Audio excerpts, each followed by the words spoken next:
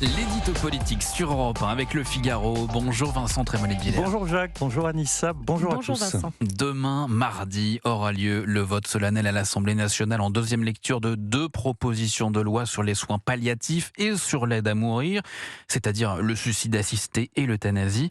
Emmanuel Macron voulait un débat digne. Nous y sommes, Vincent ? Alors pour que le débat soit digne, il faudrait d'abord qu'il y ait un débat. Or, ce qui caractérise cette seconde lecture de la proposition de loi, c'est l'attitude sectaire à l'Assemblée des partisans de l'euthanasie et du suicide assisté.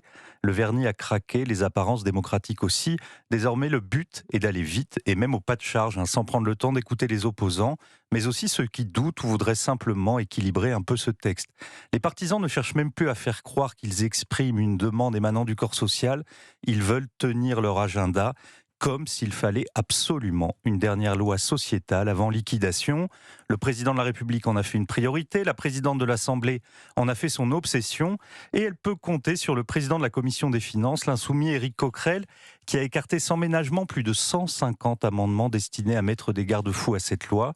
Cette alliance entre l'extrême centre et l'extrême gauche, la semaine même du meurtre de Quentin, donne une tonalité cynique à ce simulacre de débat. Mais ce débat existe depuis maintenant 2 ans à l'Assemblée. Il est normal qu'il y ait un peu de lassitude. Oui, mais comment débattre si les termes du débat ne sont pas posés ? La loi pourrait indistinctement légaliser l'euthanasie et le suicide assisté, mais ses partisans continuent de parler d'aide à mourir. Il s'agit d'un acte qui pourrait maintenant toucher les jeunes majeurs, les handicapés, les malades psychiatriques, et les partisans continuent à parler de fin de vie. Il s'agit d'administrer la mort, et les partisans parlent de fraternité. Cette dissimulation sémantique empêche d'aborder la question vertigineuse et réelle des derniers moments de la vie, de la souffrance et de la mort désirée. Le vrai débat sur ces moments douloureux n'a pas eu lieu. On a bien compris que tout était ficelé d'avance. Nous le ferons, avait prévenu Emmanuel Macron en septembre 2022, en décorant Lynn Renault, et il parlait de l'euthanasie. Alors les partisans du texte s'appuient sur des souffrances bien réelles, des cas particuliers qui sont poignants, mais leur objectif semble moins d'apaiser ces souffrances que d'inscrire dans la loi une sorte de nietzschéisme pour tous. L'homme est maître de lui-même, de sa naissance à sa mort. L'individu ne s'inscrit plus dans une histoire qu'il précède et qui lui succédera, mais il est sa finalité propre. Alors on peut partager cette vision, mais l'étendre à toute la société, c'est prendre le risque de faire de la performance et de la force les principes mêmes de l'existence, et donc de poser la question de l'auto-effacement à ceux qui seraient faibles, malades ou qui se sentent inutiles. On songe à ces mots de Nietzsche incroyablement prémonitoires. Les faibles et les ratés doivent périr et nous devons les aider en cela. C'est le principe de notre charité. Mais personne ne sera obligé de demander l'euthanasie, Vincent. Alors la possibilité légale de cet acte créera inévitablement une pression individuelle et sociale.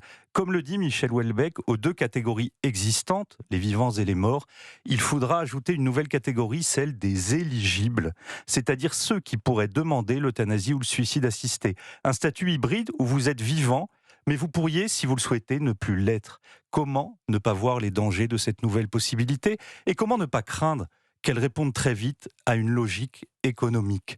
Le grand-père qui tarde à mourir et dont on attend l'héritage, le malade incurable dont les 13 derniers mois de traitement coûteront très cher à la collectivité, et tous ces vieillards isolés qui, désespérés de toucher une main tendue, se résigneront à demander la main qui tue. Dans tous les partis, il y a des députés qui mesurent ce risque et qui le disent courageusement. Mais les autres représentants de la nation, Jacques, peuvent-ils en conscience voter un texte affranchi de toute prudence pour le seul plaisir de brandir un trophée sociétal et de donner une victoire au nihilisme d'État ? L'édito politique sur Europe 1, signé Vincent Trémollet-de-Villers.